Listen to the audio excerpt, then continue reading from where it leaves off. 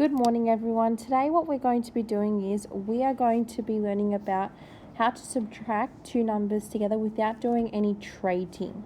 So let's get started. So the first thing we're going to do is we're going to line up our numbers one on top of the other. Now it's really important that the number that is on top always has to be bigger than the number that is at the bottom.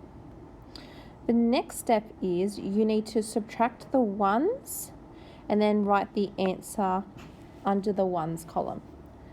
Step 3 is you need to subtract the tens and then write your answer below in the tens column. Step 4 is you need to subtract your hundreds and then write your answer in the hundreds column. The fifth step is you need to add your thousands and then write your answer in the thousands column, and then you need to check your answer.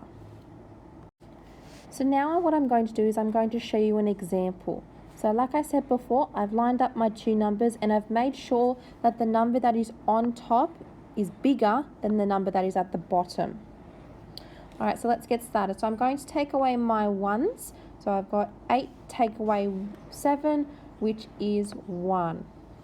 The next thing I'm going to do is I'm going to take away my tens. So 9 take away 2, or 9 tens take away 2 tens is 7 tens. The next thing I'm going to do is I'm going to take away my hundreds. So 4 take away 2, or 4 hundreds take away 2 hundreds is 2. Then I'm going to take away my thousands. So I've got 5,000s and 1,000, which is 4,000. So now I'm going to check my answer. My answer is 4,271. Next, what I'm going to do is I'm going to show you how to subtract a 5-digit number.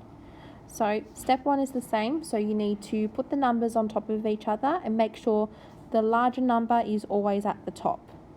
The next thing you need to do is you need to subtract your ones and put the answer in the ones column. The next thing you need to do is you need to subtract the tens and write the answer in the tens column.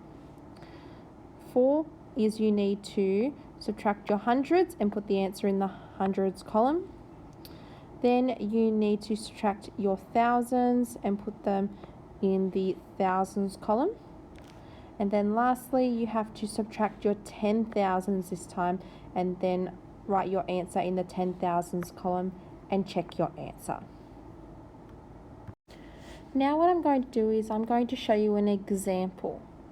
So I've lined up my two numbers and made sure that the number on top is bigger than the number below, except for the last column, which I've made the same. So the first thing I'm going to do is I'm going to take away my ones. So I'm going to take 7, take away 3, which is 4. The next thing I'm going to do is I'm going to take away my tens. So 8 tens take away 3 tens is 5 tens, or 5. Then I'm going to take away my hundreds.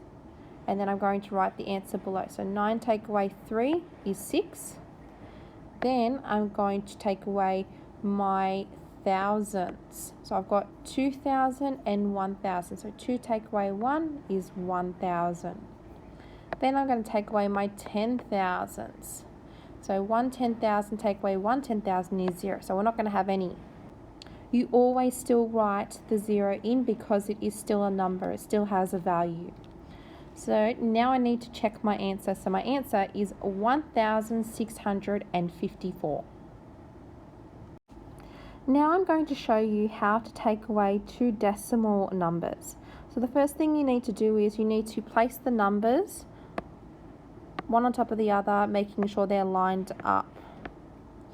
Always make sure that the number that is on top is the bigger number and the number at the bottom is always smaller. Then what you need to do is you need to subtract your hundredths first and put them in under the hundredths column. Then you need to take away your tenths and write the answer in the tenths, and make sure you put in your decimal as well.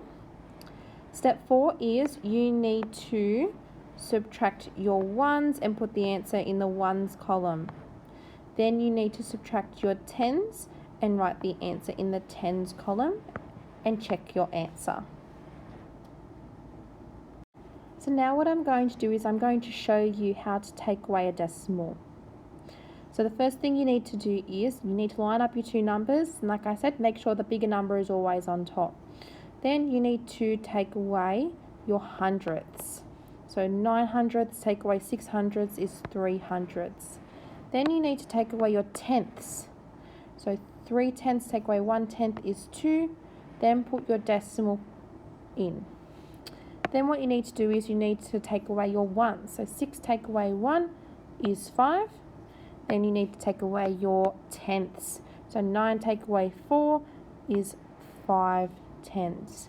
So then I get the answer 55 and 23 hundredths.